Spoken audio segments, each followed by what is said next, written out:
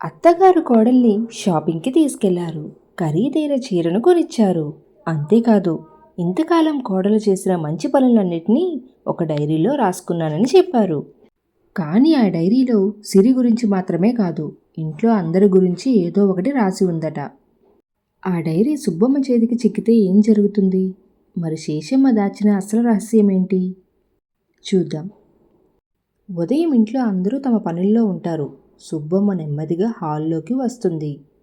సుబ్బమ్మ: నిన్న శేషమ్మ డైరీలో నా గురించి ఏం రాసిందో తెలుసుకోవాలి. సోఫా, టేబుల్ దగ్గర వెతుకుతుంది. సుబ్బమ్మ: ఇక్కడ లేదు, అక్కడా లేదు. అప్పుడే టేబుల్ కింద డైరీ కనిపిస్తుంది. సుబ్బమ్మ: అదిగో దొరికేసింది. డైరీ తీసుకొని తెరవబోతుండగా సిరి: సుబ్బమ్మ, ఏం చేస్తున్నారు? సుబ్బమ్మ: నేను టేబుల్ శుభ్రం చేస్తున్నాను. సిరి: చేతిలో డైరీ పెట్టుకున్నా? సుబ్బమ్మ: అది కూడా శుభ్రం చేయాలనుకున్నాను. ఇంతలో శేషమ్మ అక్కడికి వస్తుంది. శేషమ్మ: అరే, నా డైరీ నీ చేతిలో ఎందుకుంది? సుబ్బమ్మ: అది కింద పడిపోయింది. శేషమ్మ: కింద పడిన డైరీని నువ్వెందుకు తెరిచావు? సుబ్బమ్మ: పడినప్పుడు ఏమైనా దెబ్బ తగిలిందేమో అని చూస్తున్నాను. శేషమ్మ: ఇవ్వు. సుబ్బమ్మ డైరీ ఇస్తుంది. సుబ్బమ్మ: ఒకసారి చదవనివ్వు. శేషమ్మ: లేదు. సుబ్బమ్మ: ఒక్క పేజీ. శేషమ్మ: అస్సలు ఒక్క లైన్ కూడా కాదు. సుబ్బమ్మ: అయితే ఖచ్చితంగా నా గురించి ఏదో రాసింది. సిరి: అత్తయ్య, నిజంగా నా గురించి రాశారా? శేషమ్మ: అవును.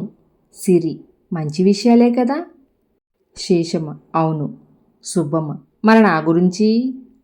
శేషమ్మ: నీ గురించి కూడా ఉంది. సుబ్బమ్మ: ఏం రాశావు? శేషమ్మ: అది చెప్పను. సుబ్బమ్మ: ఇక నేను ప్రశాంతంగా ఉండలేను. ఈలోపు రాము ఇంటికి వస్తాడు. రాము: ఏమైందమ్మా, అందరూ ఇంత సీరియస్గా ఎందుకున్నారు? సుబ్బమ్మ: మీ అమ్మ డైరీలో రహస్యాలు రాసుకుంది. రాము: ఏంటమ్మా? శేషమ్మ: ఏమీ లేదు. రాము: మరి డైరీ ఎందుకు దాచేస్తున్నావు? శేషమ్మ: అందులో అందరి మంచి విషయాలు ఉన్నాయి. రాము: అయితే నాకు చూపించు. శేషమ్మ: నీకు కూడా అవసరం లేదు. సుబ్బమ్మ: చూసావా, నీ అమ్మ నిన్ను కూడా నమ్మడం లేదు. ఈలోపు మావయ్య కూడా పేపర్ చదువుకుంటూ అక్కడికి వస్తారు. మావయ్య: ఏమిటి ఈ గొడవ? రాము: అమ్మ డైరీలో మనందరి గురించి రాసింది. మావయ్య: నా గురించి కూడా ఉందా? సుబ్బమ్మ: ఖచ్చితంగా ఉంటుంది. మావయ్య: ఏం రాసింది? శేషమ్మ: చెప్పను. మావయ్య: అయితే నేను కూడా చదువుతాను. శేషమ్మ: ఎవ్వరూ చదవకూడదు.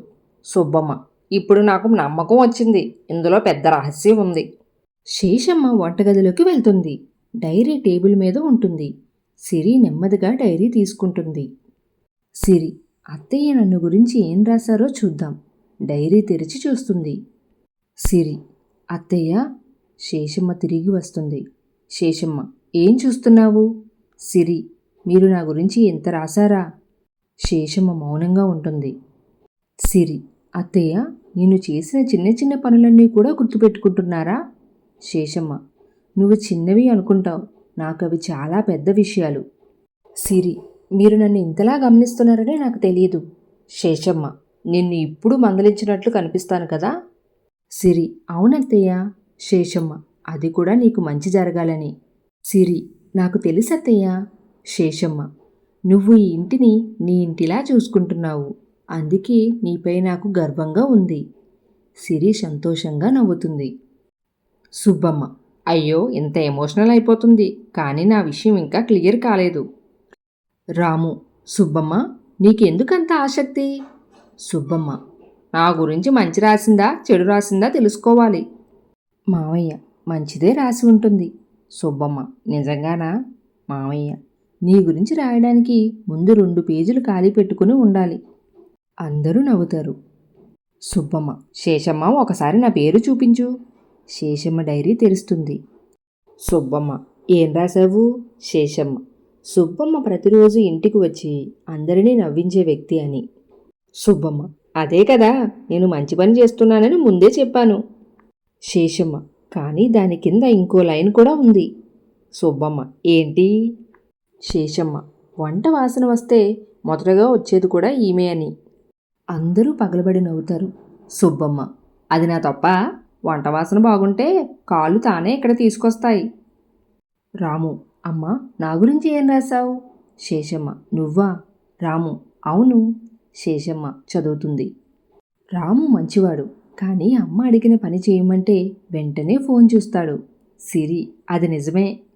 రాము: అమ్మా, నా పరువు తీస్తున్నావు. సుబ్బమ్మ: డైరీలో నిజాలు మాత్రమే ఉంటాయి బాబు. మావయ్య: సరే, నా గురించి? శేషమ్మ డైరీ చూస్తుంది. శేషమ్మ: ఇంట్లో గొడవ వచ్చినప్పుడు నిశ్శబ్దంగా బయటికి వెళ్ళిపోతారు. మావయ్య: అది తెలివి.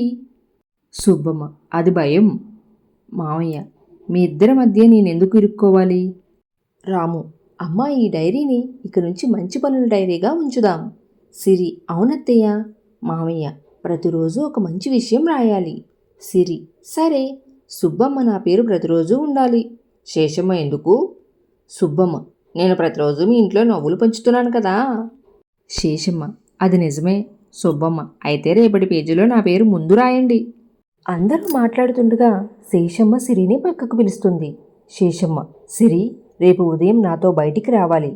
సిరి: మళ్ళీనా? శేషమ్మ: అవును. సిరి: మళ్ళీ షాపింగ్కా అత్తయ్య? శేషమ్మ: కాదు.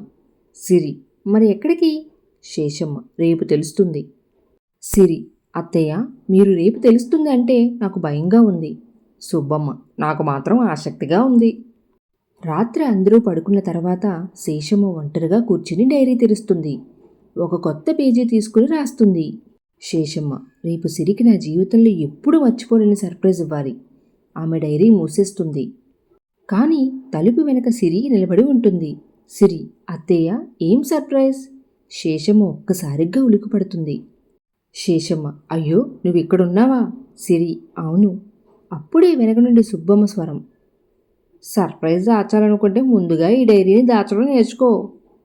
అందరూ నవ్వుకుంటారు. అత్తాకోడల మధ్య చిన్న చిన్న మాటలు, చిన్న చిన్న గొడవలు ఉన్నా మనసులో మాత్రం ఒకరిపై ఒకరికి ఎంతో ప్రేమ ఉంటుంది. శేషమ్మ డైరీలో దాగిన ప్రేమ బయటపడింది. కానీ ఇప్పుడు సిరికి ఇవ్వబోయే అసలు సర్ప్రైజ్ ఏంటి? అది తెలుసుకోవాలంటే పార్ట్ 9 కావాలని కామెంట్ చేయండి. ఈ కథ మీకు నచ్చినట్టయితే లైక్ చేయండి, షేర్ చేయండి. మరిన్ని కథల కోసం మా ఛానల్ ఇప్పుడే సబ్స్క్రైబ్ చేసుకోండి. And thank you for watching.